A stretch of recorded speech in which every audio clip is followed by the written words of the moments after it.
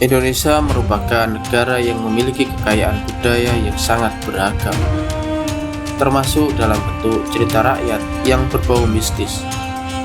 Kepercayaan masyarakat Indonesia terhadap mitos menyebar luas dan diwariskan dari generasi ke generasi, serta turut memperkaya kekayaan cerita rakyat dan legenda Nusantara.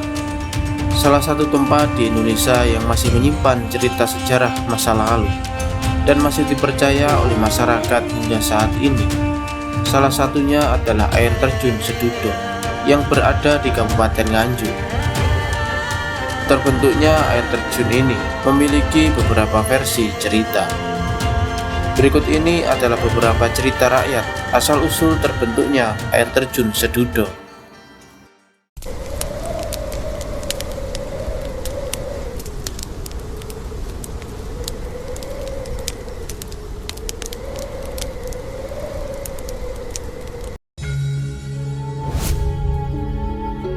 Yang pertama, terciptanya air terjun Sedudo disebabkan oleh seorang anak yang bernama Sanak Bogalan. Konon anak ini berusia antara 8 hingga 12 tahun. Sanak Bogalan dikenal sebagai anak kecil yang suka meminta-minta. Beberapa cerita mengungkapkan barang yang didapatkan Sanak Bogalan dari hasil meminta kemudian diberikan kepada orang lain yang lebih membutuhkan. Suatu hari ada seorang perempuan yang baru saja pulang dari pasar dan berjalan melewati Sanak Bogalan. Sanak Bogalan pun menghentikan perempuan tersebut untuk meminta sesuatu. Akan tetapi perempuan tersebut tidak memberikan barangnya kepada Sanak Bogalan. Anehnya, sesampainya di rumah, barang milik perempuan itu tetap berkurang meskipun tidak diberikan kepada Sanak Bogalan. Barang yang hilang itu justru berada di tangan Sanak Bogalan tanpa diambilnya. Perempuan tersebut kemudian menuduh Sanak Bogalan telah mencuri barangnya dan mengajak warga setempat untuk memberikan pelajaran kepada Sanak Bogalan. Pemuda itu pun diajar hingga babak belur oleh warga. Dengan hati yang kecewa, Sanak Bogalan meninggalkan desa Bogalan dan menuju Gunung Wilis untuk melakukan semedi. Dalam cerita lain disebutkan air terjun Sedudo muncul karena petani tebu yang bernama Sanak Bogalan. Pada waktu itu ia merasa kecewa kepada penguasa daerahnya. Kekecewaan tersebut membuatnya bertapa di sekitar sumber air terjun Sedudo. Dari hasil pertapaannya, dia berniat untuk menenggelamkan kota Nganjuk dengan membuat sumber air yang sangat besar. Versi kedua asal-usul air terjun Sedudo berkaitan dengan keberadaan kerajaan Kediri. Konon ada seorang raja yang memiliki putri cantik jelita. Akan tetapi putri tersebut menderita penyakit kulit yang menjijikkan. Akhirnya putri tersebut menjalani pengobatan di sebuah padepokan di daerah Pace. Di sana sang putri kerap menjalani pengobatan dengan mandi di air terjun Roro Kuning. Setelah sembuh dan kecantikannya kembali terpancar, anak dari pemilik padepokan tersebut mengetahui siapa si putri ini. Akhirnya kedua anak pemilik padepokan jatuh hati kepada putri kerajaan Kediri. Pada akhirnya ketiga orang tersebut merajut cinta. Akan tetapi Raja Kediri ternyata telah menjodohkan putrinya dengan lelaki lain. Kedua anak dari pemilik padepokan tersebut patah hati dan memutuskan untuk mengurung diri di kamar. Hingga suatu ketika mereka keluar kamar dengan sikap yang berubah total. Yang dulunya begitu ramah dengan masyarakat, kedua anak tersebut kini tidak memiliki sopan santun terhadap orang lain. Mereka kemudian diutus oleh ayahnya untuk bersemedi melupakan jalinan kasih dengan putri sang Raja Kediri. Sebelum melakukan semedi, kedua anak tersebut mengucapkan janji. Sang adik memutuskan untuk tidak akan pernah bersopan santun lagi kepada orang lain. Sedangkan sang kakak berjanji akan selalu hidup melajang. Sang kakak memilih bertapa di sebuah air terjun tertinggi yang kelak dikenal sebagai air terjun Sedudo. sedangkan sang adik bertapa di air terjun Singokromo atau Sing Ora Kromo. Lokasi air terjun Singokromo berada di bawah air terjun Sedudo. Versi ketiga dari asal-usul air terjun Sedudo berawal dari sebuah keluarga di Desa Ngliman, Kecamatan Sawahan, Kabupaten Nganjuk. Mereka adalah Begawan. Dewi Sri merupakan istrinya dan Barata merupakan adik ipar sang Begawan. Masyarakat sekitar segan terhadap keluarga tersebut. Bahkan mereka dianggap sebagai panutan dan sesepuh di desa tersebut karena taat pada agama. Segudang ilmu agama telah dikuasainya dan mereka pun senang membantu orang yang memerlukan. Mereka gemar menolong dan berkorban demi kepentingan orang lain. Bahkan mereka tidak memikirkan kepentingan sendiri dan berpandangan hidup ialah milik Allah dan akan kembali kepadanya.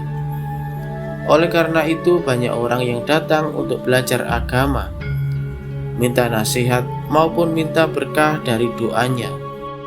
Pada suatu hari keadaan mulai berubah, entah pengaruh apa yang menguasai Barata. Tiba-tiba ia sering melakukan perbuatan buruk. Ia tidak lagi peduli pada orang-orang yang membutuhkan bantuan, bahkan cenderung menghina mereka. Tidak hanya itu, Barata sering mengganggu ketenangan warga sekitar. Suatu hari Begawan melihat Barata berbicara dengan seorang pria miskin. "Den, tolonglah saya, anak dan istri saya belum makan sejak pagi," kata pria miskin itu memelas. "Kalau belum makan yang pergi saja ke warung. Jangan jadi pemalas. Mana mungkin kamu bisa punya apa-apa kalau tidak bekerja. Apa urusannya denganku?" jawab Barata dengan kasar. "Tolonglah Den, berikan sedikit makanan untuk keluargaku sekali ini saja," pinta si miskin. "Dengan seenaknya kamu minta makanan kepadaku. Kamu pikir kamu siapa? Pergilah sana, dasar pengemis, kerjaanmu cuma meminta-minta," hardik Barata. "Apakah tidak ada sedikit belas kasihan? Saya dan keluarga benar-benar butuh bantuan," ucap pria miskin itu dengan penuh harapan. "Aku tidak peduli, mau kamu kelaparan, bukan urusanku," jawab Barata dengan dingin. Mendengar percakapan itu, Begawan sangat marah. Perilaku Barata benar-benar tidak pantas. Begawan merasa Barata perlu dinasihati. Suatu hari Begawan mengajak Barata duduk berdua untuk berbicara. "Barata, apakah pantas perbuatanmu kemarin? Sebagai manusia, bagaimana mungkin kamu memperlakukan sesamamu dengan cara seperti itu?" tanya Begawan.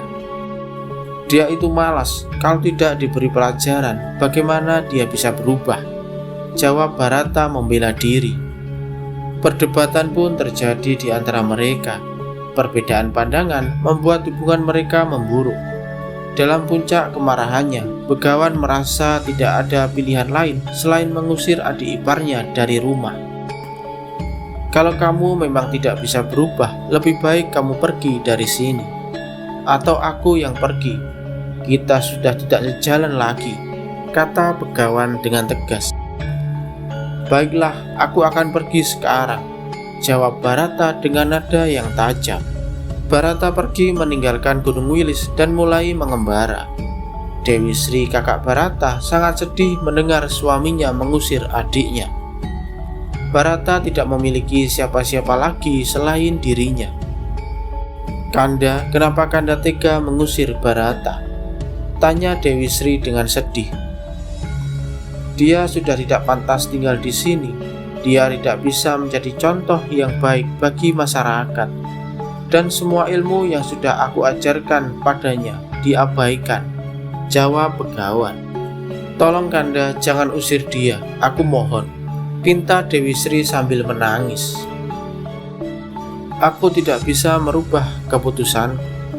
Dia sudah melampaui batas dan tidak bisa lagi dinasihati.